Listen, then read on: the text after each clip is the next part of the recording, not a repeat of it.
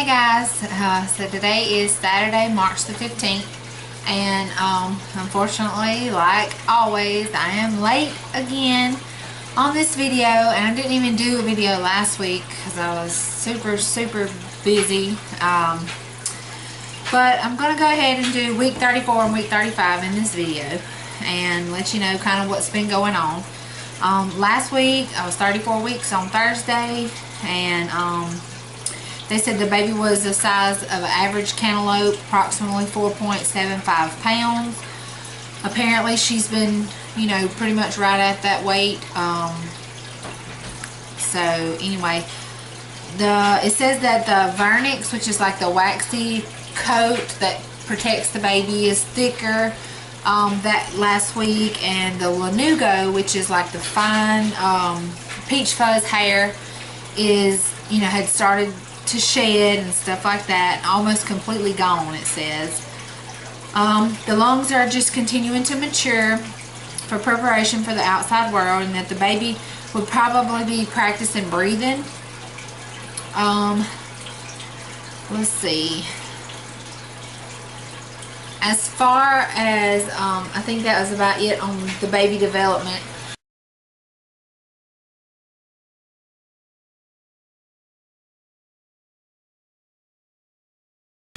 Symptoms for me, last week I was just having a lot of swelling in my legs and my feet.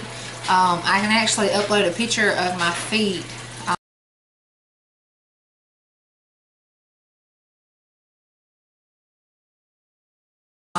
Which I did work 3 nights in a row, and I am a nurse, so I do work 12-13 hour shifts, and I was up on my feet a lot. We were super busy, and we were short-handed, so we were having a lot of patients a piece, and it was crazy 3 nights of work. So I hardly got to sit down and, you know, rest at all, and my feet were just huge. So, but like I said in my previous videos, I do keep a check on my blood pressure. My blood pressure's been really good, like 110/60, 111/60, which is normal for me. So that's been good. I went to the doctor. Let's see, I worked Tuesday night, Wednesday night, and Thursday night. And I got home Friday morning about 8 o'clock. I took a shower and laid down about 9 o'clock. And then I woke up at 11:30 and left and had to go to the doctor, which is like an hour away from me. I had to drive to my doctor's appointment and see him. So I was super tired, but I had been having a lot of pressure, you know, down below. So he checked me, and he told me that I was almost 2 centimeters dilated, and I was, he said, about 50% thinned out. So, which was really shocking. He said that was really good.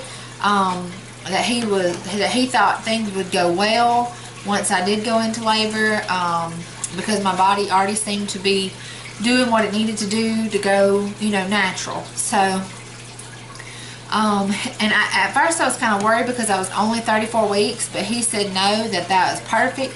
That is right on target, that it was really good for me to be where I was at that time. So, that, you know, made me just give me a little bit of encouragement to think, you know, my body is going to do exactly what it needs to do. So I left the doctor's appointment and went by the herbal store, and I got me some of that pregnancy tea that you can drink. I think it's got like red raspberry leaf tea in it, and it's got a few more things that's safe to drink throughout your pregnancy, and it just helps to tone your uterus and kind of get it in shape for when you do go into labor. It'll give you more productive contractions. So I started drinking it, I think, on last Sunday, and I noticed on Monday, all day Monday and all day Tuesday, that the baby hardly moved any, which is very abnormal for me, or for her, because she moves constantly. I mean, I've never had to do kick counts or anything like that because she moves so much that, I mean, it's way more than 10 times an hour, so I never had to worry about it. But I just noticed that she was hardly moving at all, and all during that weekend I had been having what I guess they call lightning pains down below. It's just a really super sharp pains inside, and they just say that that's the baby's head, you know, pressing against the cervix. And since the doctor had already told me that I was super low, the baby was super low, you know, I wasn't too worried about it. But oh, and also all night Friday night after he checked me on Friday, I was up all night having Braxton Hicks contractions. They were coming at about every 6 minutes. And I finally got out of the bed, and I come in here and I laid down on the couch, and I drank me 2 bottles of water and just tried to relax and take some deep breaths, and finally they kind of eased on out and went away. But like I said, I'd been having the lightning pains down below, and then on Monday and Tuesday I hardly felt her move. So I was kind of getting worried because, I mean, I have a Doppler here at home, so I was listening to her heartbeat and stuff, and, you know, her heartbeat sounded great. And I think the most movement that she had was like the hiccups. And, you know, I've always heard during my little life, old wives' tales about if they, you know, decrease in movement, then it may be time they're trying to come, or, you know, getting ready to be born or whatever. So it was kind of worried me a little bit. Well, I had to work Tuesday night, and I called my doctor Tuesday evening about 4:30, right at 5 o'clock, before I had to be at work that evening. And I told them, you know, that she just really wasn't moving a lot, and I was kind of worried about it. And so, of course, they told me to, you know, drink some caffeine, eat something sweet, try to get her to moving. And they was like, you know, since you're going to be at work, you know, they might see if they'll put you on the monitor or whatever you need to do to see if she's okay. And if she's not moving, you need to come on to the doctor. I was like, okay. Well, I just assumed that once I drank a Coke, because I don't drink caffeine or anything like that, so I just assumed that once I did, she would start moving. So I went ahead and got ready for work. I went into work, and I was there for about an hour, and I just really noticed that she still had not been moving. So I ended up calling somebody to come in and cover my shift, and I went to the hospital, to the ER, and they put me on the monitor, and she looked really good. There was no problems or complications. Her heart rate was really good. She had some reactive, you know, time, which means like her heart rate will go up some, and which is a really good thing. So they sent me home, but they told me that they wanted me to see my doctor every week instead of every other week, because my doctor had told me that I was doing so good, that I was having no problems, that I didn't have to come every week, that I could just come every 2 weeks. So that was the plan. Well, because of this, they wanted me to go every week. So I made an appointment the next day to see him, which was on a Wednesday. So this would have been, let's see, Wednesday the 12th. So I went and seen him on Wednesday, and he, of course, he wanted to check me because I had been, like I said, having some problems. He just wanted to make sure I wasn't going into labor or anything like that, since I had been having those. Hey guys. Hey guys. Can you wave at them? Can you show them how you count? Count for them. You ain't counting. Say 1, 2, 3,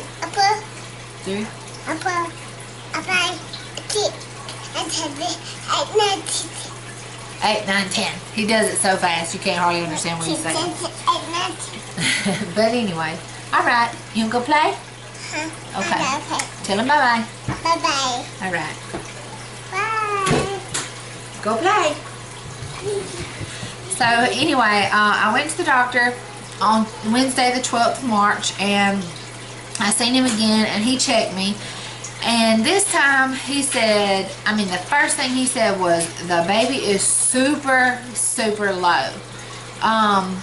And so he said that I was still right at 2 centimeters dilated, but that I was 70, he said a good 70% thinned out. So from Friday to Wednesday, I thinned out more, and the baby had dropped even more. So, and also when I had went to my previous appointment on that Friday, the 7th, I was 34 weeks, and the baby was measuring, my belly was measuring 33 weeks. So I knew that she had dropped, which I already kind of thought that she had anyway, with me working all 3 nights and just, you know, felt a lot of pressure. And then when I went back on the 12th and he measured me, I was measuring 32 weeks. So she had dropped even more. But he did want to schedule an ultrasound for my next visit to check the baby's fluid and stuff like that. He said he didn't think there was anything, you know, going on like that, but he just wanted to give me a little peace of mind. So he wanted to schedule an ultrasound, and I will go to that appointment on the 24th of March, because he will not be in the office at all next week. So anyway, that's it as far as like what's been going on doctor visit wise and stuff like that. So just wanted to update you guys about that. And then as far as symptoms, oh golly, for both weeks 34 and 35, I've just been having, like I said, a lot of swelling before. My swelling's not near as bad this week, but like I said, I had worked a lot last week. And then my pubic bone in the front, I told you before, it feels like it's going to break in half because it just hurts really bad. Anytime I try to turn over or anything like that in bed or get up certain ways.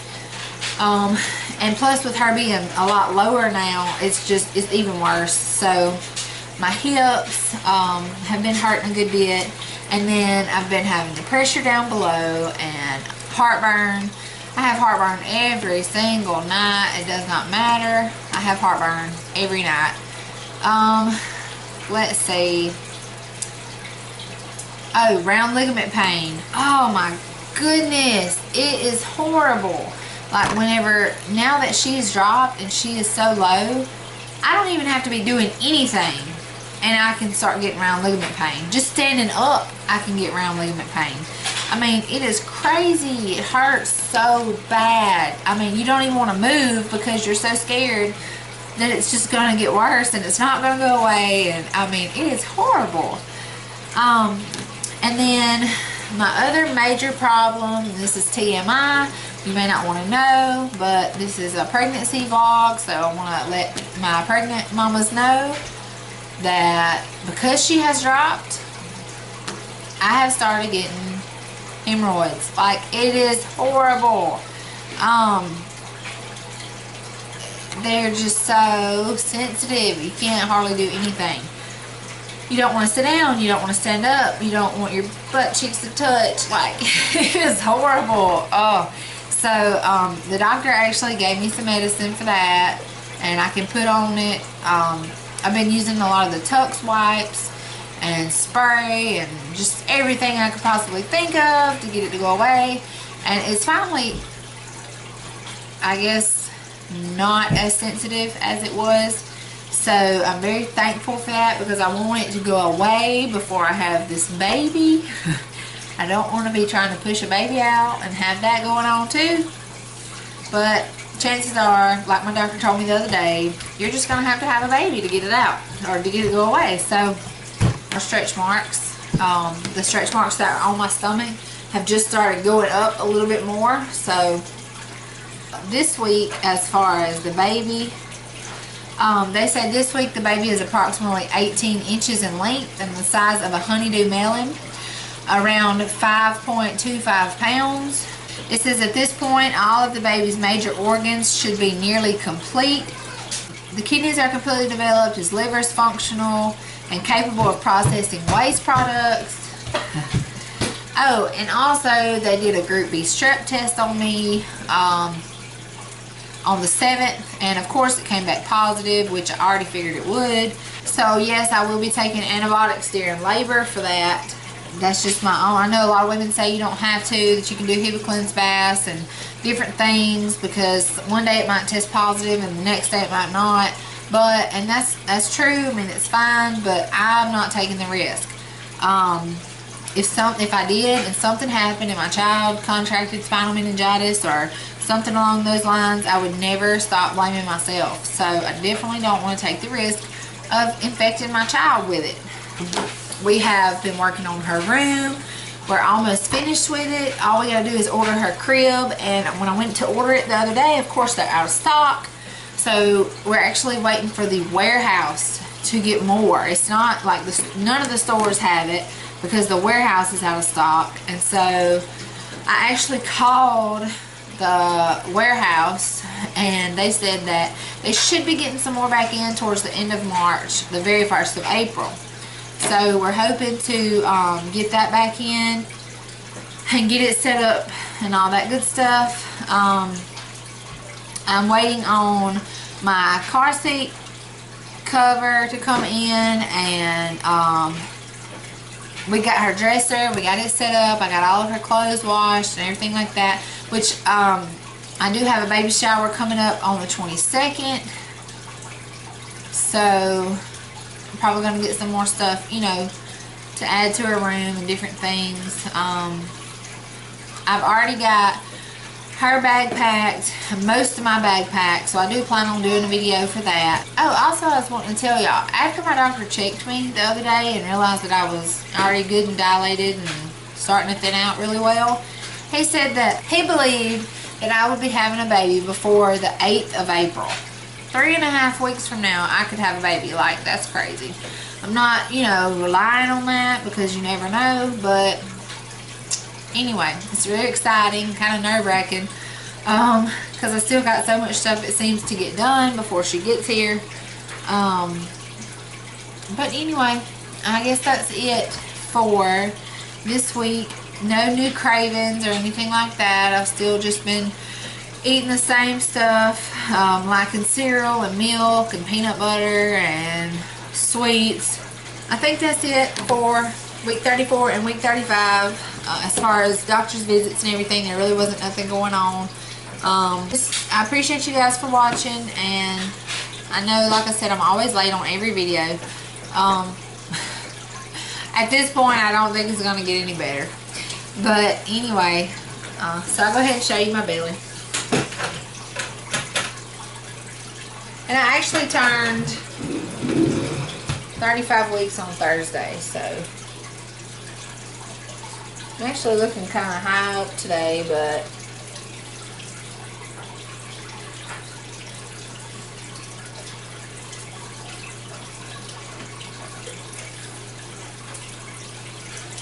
week 35. And see, when I suck in,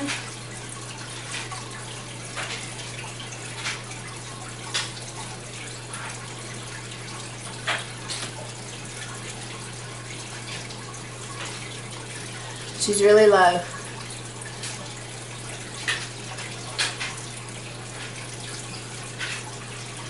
So anyway, that's week 35, baby belly. Just a few more weeks.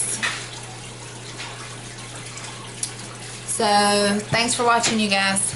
Bye.